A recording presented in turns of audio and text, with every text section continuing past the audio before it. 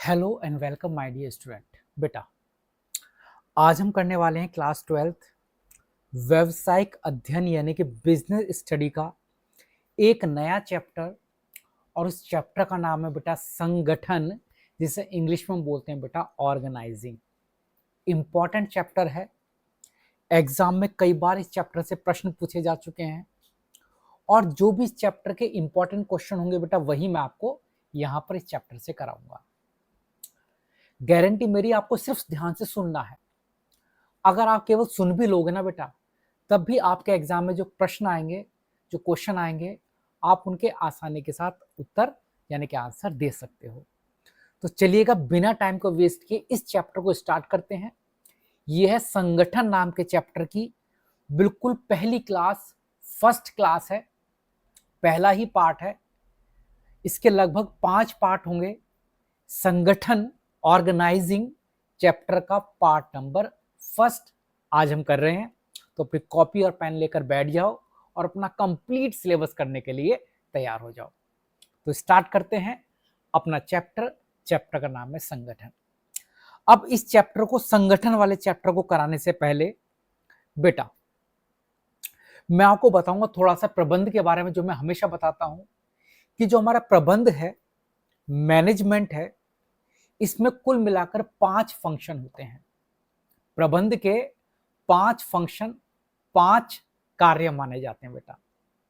जिसका पहला कार्य होता है नियोजन, इंग्लिश में हम बोलते हैं बेटा प्लानिंग।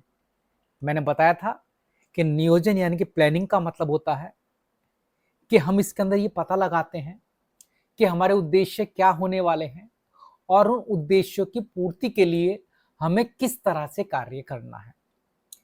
यानी कि वर्तमान से फ्यूचर के बीच का जो गैप है वो प्लानिंग के थ्रू भरा जाता है। फर्स्ट चैप्टर नियोजन था जो हमने कंप्लीट कर लिया, पहला कार्य। अगर पेपर में प्रश्न आता है कि प्रबंध का पहला कार्य क्या है, प्रबंध का फर्स्ट फंक्शन क्या है, मैनेजमेंट का पहला फंक्शन क्या है, तब आपकी कॉपी में लिखा होना चाहिए अभी नियोजन, जिसे हम बोलते हैं बेटा planning. Planning is the first function of management. यानी कि नियोजन, नियोजन प्रबंध का पहला कार्य होता है। ये लाइन बार बार क्यों बोल रहा हूं, ताकि आपको रट जाए। पहले हम प्लानिंग करते हैं, प्लानिंग के बाद जो सेकंड फंक्शन होता है उसे बेटा हम इंग्लिश में बोलते हैं ऑर्गेनाइजिंग। इंग्लिश में बोला जाता है बेटा उसे ऑर्गेनाइजिंग, और हिंदी में हम उसे बोलते हैं बेटा संगठन। पहले प्लान बनाएंगे, उसके बाद संगठन करेंगे। तो याद रखिएगा, नियोजन के बाद संगठन है। इसलिए बेटा इससे पहले मैंने आपको कौन सा चैप्टर कराया था, नियोजन। अब मैं कौन सा चैप्टर आपको करा रहा हूं बेटा, संगठन। पहले नियोजन, उसके बाद संगठन।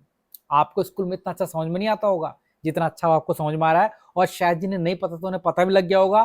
पहला प्रबंध का फंक्शन होता है, पहला प्रबंध का कार्य होता है नियोजन करना, और दूसरा कार्य होता है बेटा संगठन करना। और संगठन को इंग्लिश में क्या बोलते हैं भाई, ऑर्गेनाइजिंग।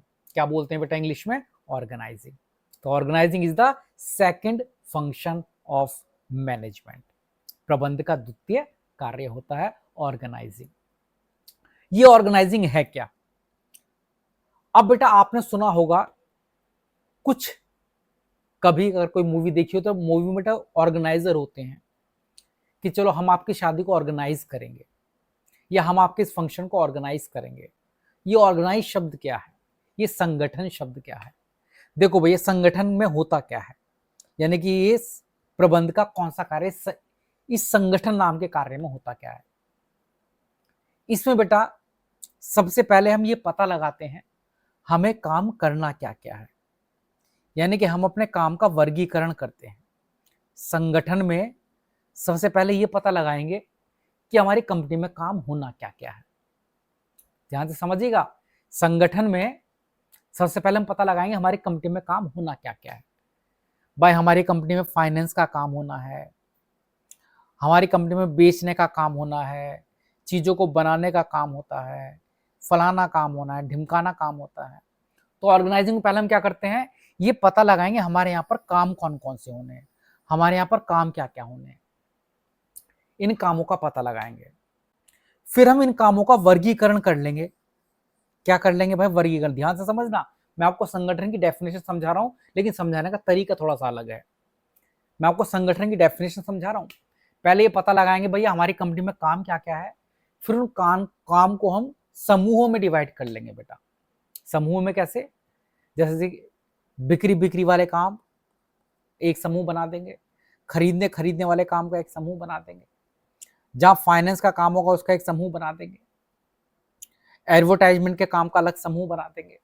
तो पहले हम पता लगाएंगे हमें काम करने क्या क्या है, फिर उन कामों को क्या करेंगे, वर्गीकृत कर देंगे अपने अपने कामों में। फिर हम क्या करेंगे, इन कामों को किसी ना किसी व्यक्ति को देंगे भाई, कि तुम्हें अरे ये कर्तव्य है, तुम्हें क्रय का काम देखना है, तुम्हें विक्रय का काम देखना है, तुम्हें एडवर्टाइजमेंट का काम देखना है। तो पहले पता लगाएंगे काम क्या क्या है, फिर उन काम को समूहों में बदलेंगे, उनके समूह बना देंगे, अलग अलग ग्रुप बना देंगे, फिर एक एक को एक एक का कर्तव्य देंगे। ठीक है, फिर हम ये बताएंगे भैया तुम्हारा ये कर्तव्य है, दायित्व है, तुम्हें ये काम करना है, और तुम्हारे ये क्या है, अधिकार है। तुम ये भाई सीधी सी बात है, अगर मैं किसी को एडवर्टाइजमेंट का काम दूंगा, उसे कुछ अधिकार भी तो दूंगा कि भाई तुम 1 लाख रुपए तक पैसा खर्च करके एडवर्टाइजमेंट कर लेना, या तुम इतने तक का पैसा खर्च करके हमारे प्रमोशन कर देना। तो कहने का मतलब ऑर्गेनाइजिंग में क्या है, पहले हम काम का पता लगाते हैं, फिर उन्हें समूह में डिवाइड करते हैं, फिर एक व्यक्ति को कहते हैं भैया तुम्हें ये काम करना है, तुम्हारे ये अधिकार रहेंगे, तुम्हारे ये दायित्व रहेंगे, और ये सारी प्रक्रिया जिसमें हम सब काम कर रहे हैं, इस पूरी प्रक्रिया को बोला जाता है बेटा ऑर्गेनाइजिंग। मैं काम को ऑर्गेनाइज कर रहा हूं, मैं काम को एक पैटर्न से लगा रहा हूं, ऑर्गेनाइज कर रहा हूं, संगठन बना रहा हूं, इसे बोलते हैं बेटा संगठन। कहोगे सर डेफिनेशन बताओ। देखो जी डेफिनेशन संगठन की मैंने क्या लिखा, देखो किस तरह से डेफिनेशन बनाई है और किस तरह से आपको समझाई है, शायद अब आप समझ लोगे। लिखा डेफिनेशन में, संगठन वह प्रक्रिया है जिसमें कार्य को समझने, मतलब भाई हम कौन कौन से कार्य करेंगे वो समझेंगे, उन्हें वर्गीकृत करने, फाइनेंस का काम एक साथ, क्रय का काम एक साथ, विक्रय का काम एक साथ, उन्हें वर्गीकृत करते हैं। अधिकारों का अंतरण, मतलब अधिकार दिए जाते हैं भाई तुम्हारे पास ये अधिकार है। कर्तव्यों का निर्धारण, तुम्हारे ये कर्तव्य रहेंगे भाई, अधिकार भी दोगे साथ में कर्तव्य भी दोगे, का निर्धारण करने के कार्य को किया जाता है। मतलब संगठन वो प्रक्रिया है जिसमें हम क्या करते हैं बेटा, कार्य को समझते हैं हमें क्या करना है, उन्हें वर्गीकृत करते हैं, अधिकारों को देते हैं तथा उनके कर्तव्यों को बांटा जाता है। इस प्रक्रिया को, इस पूरी प्रक्रिया को हम क्या बोलते हैं, संगठन बोलते हैं। क्या बोलते हैं बेटा, संगठन। कोई आपसे कहे संगठन क्या है, तो आप कहोगे संगठन एक प्रक्रिया है, एक प्रोसेस है पूरा। संगठन एक प्रक्रिया है। कहोगे कौन सी प्रक्रिया है, जिसमें हम कार्य को समझते हैं क्या क्या काम करना है, उसे वर्गीकृत करते हैं अलग अलग समूहों में, फिर उसे क्या करते हैं, हम कर्तव्य देते हैं लोगों को, भाई तुम्हारा ये काम है, अधिकार देते हैं। इस पूरी प्रक्रिया को जिसमें हम कर्तव्य देंगे, उनके अधिकार देंगे, उसमें कार्य को बांटेंगे, इस पूरी प्रक्रिया को हम क्या बोलेंगे, संगठन। ये पूरी प्रक्रिया क्या होती है, संगठन होती है। संगठन यानी कि ऑर्गेनाइजिंग। इतनी बात क्लियर है? हाँ जी सर क्लियर है। हम संगठन की डेफिनेशन तो सीख गए। अब संगठन प्रक्रिया के कदम क्या क्या होते हैं। प्रोसेस ऑफ ऑर्गेनाइजिंग पेपर में कई बार अब तक एग्जाम में पूछा गया है कि ऑर्गेनाइजिंग का प्रोसेस बताओ, संगठन प्रक्रिया समझाओ। तो जैसे मैंने अभी आपको बताया वैसे संगठन प्रक्रिया होती है। आपने अगर मेरी डेफिनेशन समझ ली तो समझ लो बेटा आपने 2 प्रश्न समझ लिए, संगठन की डेफिनेशन भी समझ ली और संगठन का प्रोसेस। जो सेकंड क्वेश्चन है पेपर में प्रश्न आता है कि संगठन का प्रोसेस बताओ, संगठन की प्रक्रिया बताओ, या संगठन प्रक्रिया के कदम बताओ, स्टेप्स ऑफ ऑर्गेनाइजिंग। ऑर्गेनाइजिंग के स्टेप क्या क्या होते हैं, ये पूछ सकता है बेटा आपके एग्जाम में, तो भी आपका आंसर ये रहेगा। समझते हैं बेटा ऑर्गेनाइजिंग संगठन के क्या क्या प्रोसेस होते हैं। जैसे मैंने डेफिनेशन बताई थी ना बेटा, वही प्रोसेस है। देखो कैसे, सबसे पहला प्रोसेस ऑर्गेनाइजिंग में, सबसे पहला काम क्या होता है, कार्य की पहचान तथा विभाजन। संगठन में हम सबसे पहले क्या करते हैं, पेपर में प्रश्न आएगा संगठन प्रक्रिया के प्रोसेस लिखो। संगठन प्रक्रिया के कदम लिखो, संगठन प्रक्रिया के चरण लिखो। तो पहला चरण क्या है? कार्य की पहचान और उन कार्यों को क्या करना? विभाजन करना। मतलब हमारी कंपनी में कौन कौन से हम काम करेंगे, उनकी पहचान करेंगे।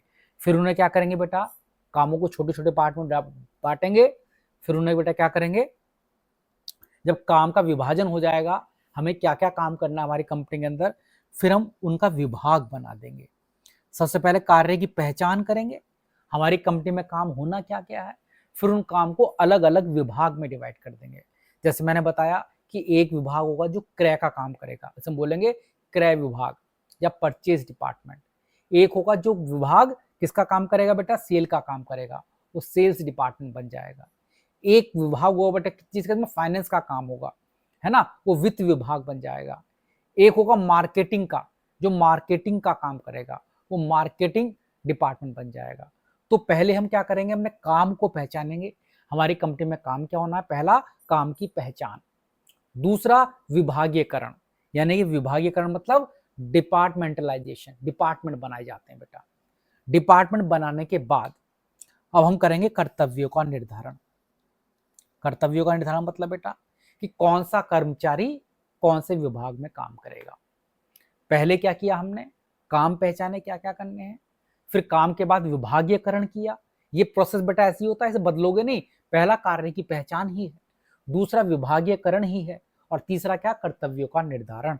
मतलब विभाग के जो अलग अलग कर्मचारी हैं उन्हें उनके कर्तव्य बताए जाएंगे कि तुम्हें क्या क्या काम करना है। तीसरा, रिपोर्टिंग संबंध। ये क्या बात हुई भाई? चौथा फंक्शन रिपोर्टिंग संबंध का मतलब हुआ कौन किसे रिपोर्ट करेगा, यानी कि मैंने अपना काम पूरा कर लिया, मैं किसे बताऊंगा? तो उसमें बताया जाएगा भाई तुम अपने इस कर्मचारी को बताओगे, वो उस कर्मचारी को बताएगा, ये उस कर्मचारी को बताएगा। हम बोलते हैं रिपोर्टिंग संबंध का निर्धारण। मतलब कौन किसे अपने काम के बारे में बताएगा, या कौन किसे आदेश देगा कि तुम्हें ये काम करना, तुम्हें ये काम करना, तुम्हें ये काम करना है। ये क्या हुआ? चौथा और लास्ट प्रोसेस। तो समझ लो संगठन प्रक्रिया के 4 चरण होते हैं। पहला चरण, हम काम की पहचान करते हैं। जब काम की पहचान हो जाएगी, फिर हम विभाग बनाते हैं। जब विभाग बन जाएंगे तो सबको कर्तव्य देंगे। कर्तव्यों के बाद उनकी रिपोर्टिंग संबंध, यानी कि उनके बेटा क्या करेंगे? रिपोर्टिंग रिलेशन बनाएंगे। कौन किसे रिपोर्ट करेगा, कौन किस कर्मचारी को अपने कार्य के बारे में बताएगा कि भैया मैंने इतना काम कर लिया है। तो ये होते हैं बेटा क्या? संगठन के चरण। एग्जाम में कई बार पूछे गए, इंपॉर्टेंट है, आप जरूर इसे कर लेना बेटा। नेक्स्ट पार्ट, अब हम समझेंगे संगठन का महत्व क्या है, और उसके अगले पार्ट में संगठन ढांचे कितने प्रकार के होते हैं। तो ये इंपॉर्टेंट है, ये हम करेंगे अगली क्लास में। तब तक के लिए जय हिंद, जय भारत। बाकी मिलते हैं नेक्स्ट क्लास के अंदर।